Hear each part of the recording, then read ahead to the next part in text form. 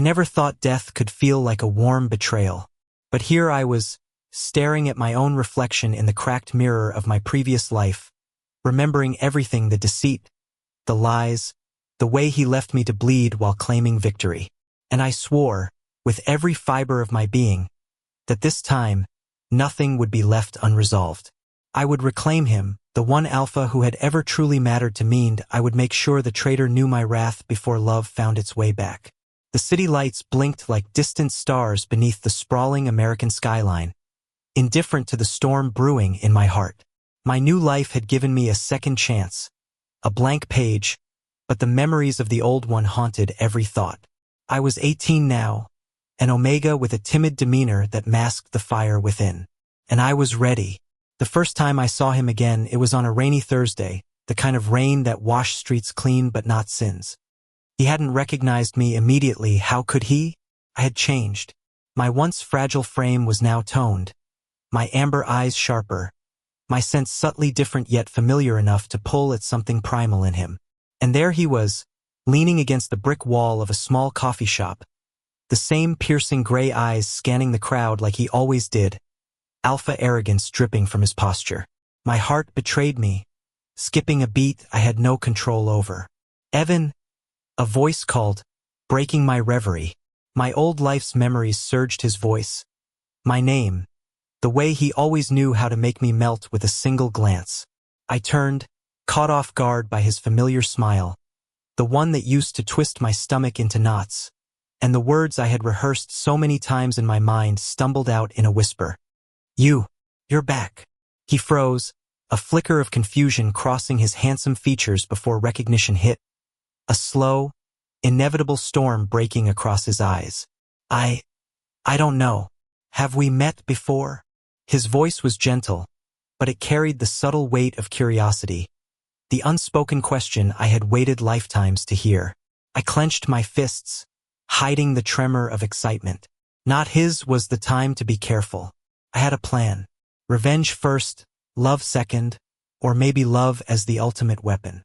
The city's bustling noises faded into a muted hum as I focused solely on him, the alpha who had abandoned me, unaware that the Omega he once underestimated was now in control of his fate. Days turned into weeks as I studied him from the shadows. His life had moved on, predictably ordinary, yet tinged with the same loneliness I had always known he hid behind that confident facade. Every laugh that wasn't mine felt like a sting, every glance he threw at others a knife in my chest. Yet I couldn't deny the magnetic pull was still there. Our first deliberate encounter wasn't a grand confrontation. It was subtle, almost playful. The campus library, late evening, a corner with soft golden light spilling across stacks of books. He was reaching for a book when our hands brushed, an accidental touch that made my heart thunder and his brow furrow slightly. "I'm sorry," I murmured, letting my voice tremble just enough to convey vulnerability. "No, it's fine," he replied, eyes locking onto mine. There it was again, that strange recognition, like a distant memory trying to surface. "You're different somehow." "Yes," I said softly, almost inaudibly. "I've changed."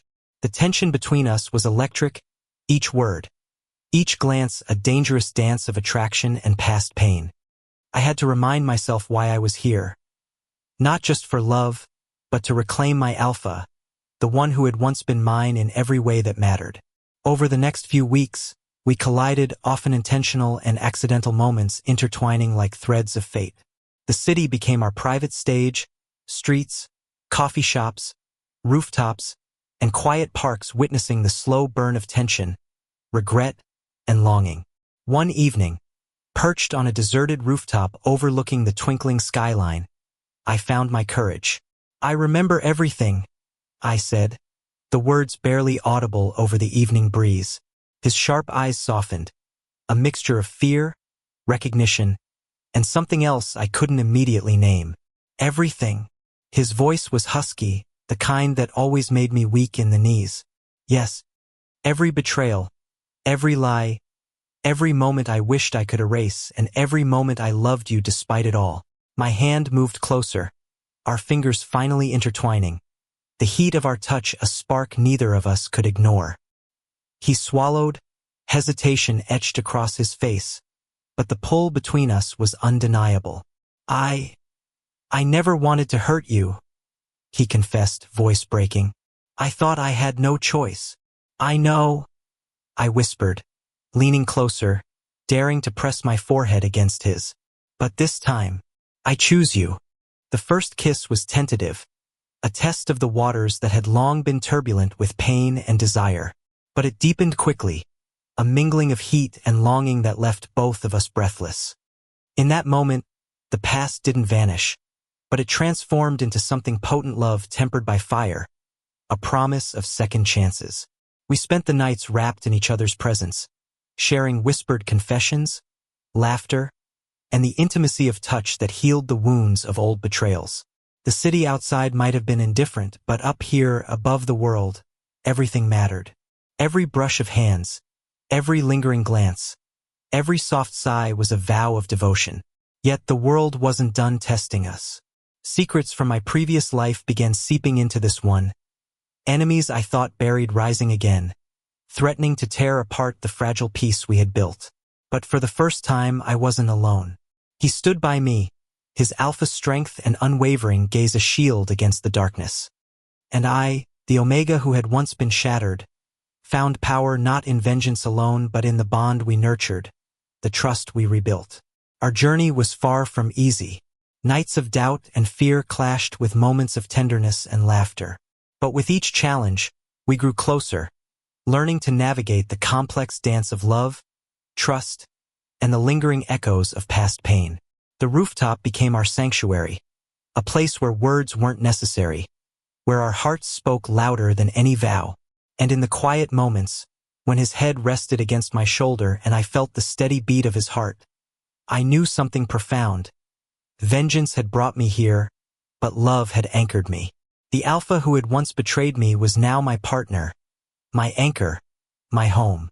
The city skyline glowed with the last remnants of sunset, casting golden light over us. His hand found mine again, entwining effortlessly. We've been through hell, he murmured. But I'm glad it led me to you. Me too, I whispered, pressing my lips to his temple. This time we survived together. And in that moment, high above the world, two souls bound by past pain and present desire finally found the solace, passion, and love they had been seeking all along. The days blurred together in a mixture of sunlight and rain, each one bringing us closer while testing the strength of what we were building. Evan and I had learned the dangerous art of balance. Desire and restraint, love and lingering fear, the thrill of closeness and the shadows of old betrayals. The world outside our rooftop sanctuary had yet to forgive or forget, and neither had some of the people from my previous life. It started with the letters anonymous, threatening, hints of truths I thought long buried. You can't outrun your past, one read, scrawled in a shaky hand.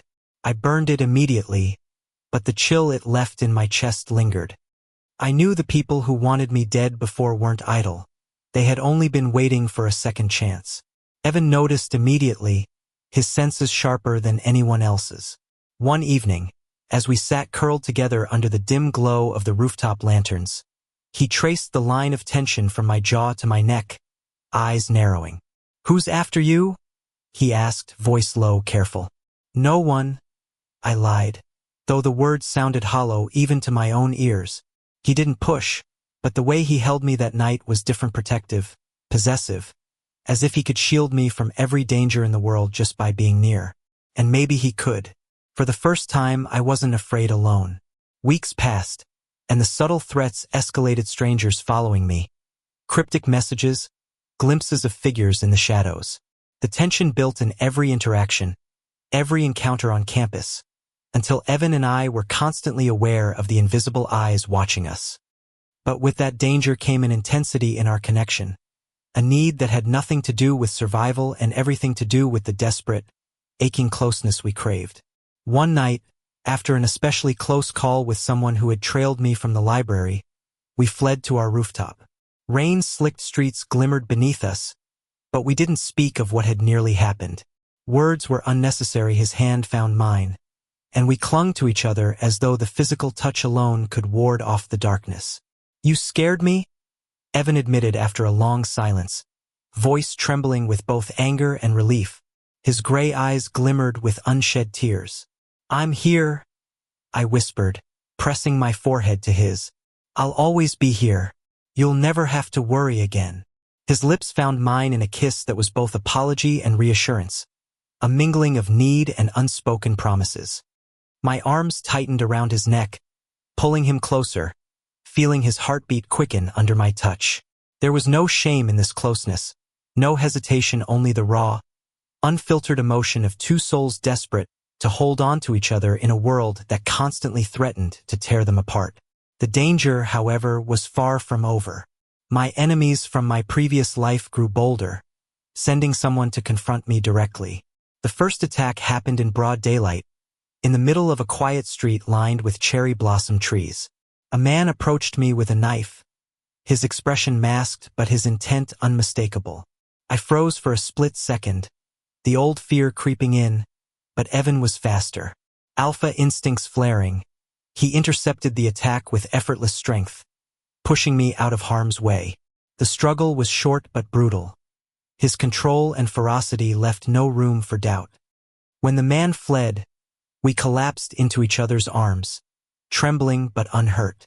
"That was close," I gasped, my hands gripping his jacket. "I won't let anyone hurt you," he said fiercely, his forehead pressed to mine. "Not now, not ever. You're mine, and I won't let anyone take you from me." The words settled into me like warm sunlight, dispelling the shadows that had been creeping back. In that moment, the line between vengeance and love blurred completely. Evan wasn't just the Alpha I wanted back. He was the Alpha I needed, the one who made me feel alive in a way no revenge ever could. From then on, our relationship deepened in ways that were both thrilling and terrifying. We explored the city together, learning the small joys of normal life. Lazy afternoons in quiet cafes, shared laughter over silly movies, the gentle brush of fingers during late-night walks. But in the quiet moments, away from the world's eyes, our passion ignited a fire that had been smoldering for lifetimes. One evening, atop the rooftop again, the city bathed in the soft glow of sunset, I felt the need to tell him everything, the full depth of my previous life, my revenge, and the lingering pain that had led me to him. "I need to tell you something," I began, voice trembling, "about who I was, and why I'm here." Evan tilted his head, eyes unwavering, waiting. There was no judgment, only that fierce protective presence that always made my heart ache. I came back," I admitted. "Not just to start over. I came back to find you. And at first, it was for revenge. For the way I was hurt. For the way I lost you. But now," my voice caught, tears threatening to fall. "Now I just want you. Not as a weapon, not as a pawn, but as the one I love, the one I need." For a long moment he said nothing. Then his hand cupped my cheek, thumb brushing away a stray tear. "You had me worried for so long," he whispered. "But hearing that's all I needed to know. I don't care about the past. We have each other now, and that's what matters." I leaned into him, letting the warmth of his body and the steady beat of his heart envelop me. The rooftop, our sanctuary, had never felt more sacred. Over the next few months, we faced more challenged ex-enemies, jealous rivals, and the constant pressure of keeping our relationship secret in a world that didn't fully understand us. But each trial only strengthened our bond. Evan became my anchor, my shield, my confidant, and my lover. And I, in turn, embraced my Omega instincts, letting him lead, yet never losing the fire that had brought me back from death itself.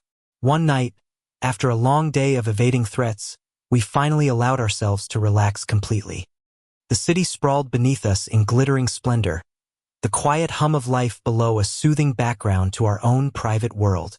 Evan held me close, forehead resting against mine, our breaths mingling in the cool night air. "Do you ever think about what might have happened if we'd never met again?" I asked softly, tracing the line of his jaw with my fingers. "Sometimes," he admitted. "And it scares me." But then I remember did meet again. And nothing else matters.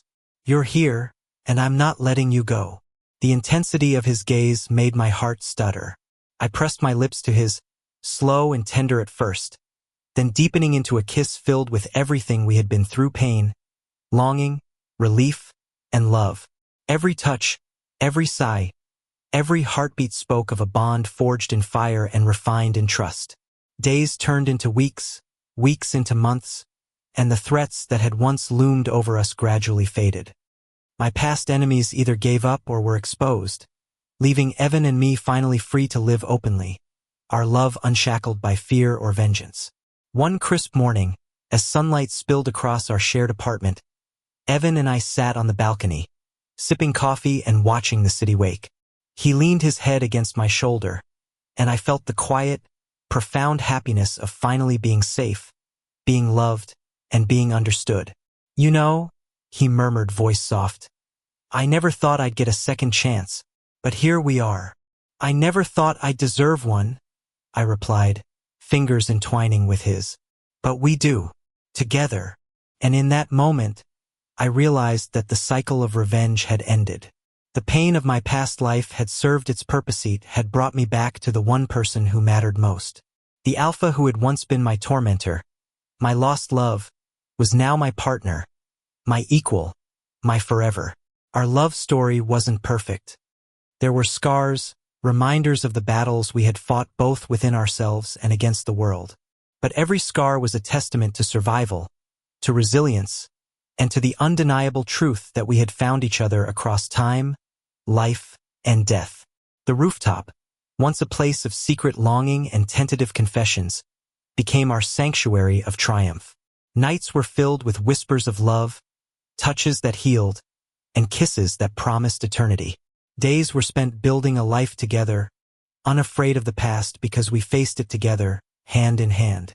And in the quiet moments, when our bodies were intertwined and our hearts beat as one, I knew that this was the victory I had sought, not over enemies, not even over betrayal, but over fate itself.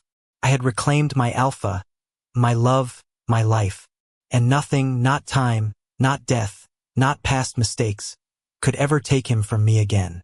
Evan stirred, pressing a soft kiss to my temple. We made it, he whispered, through everything.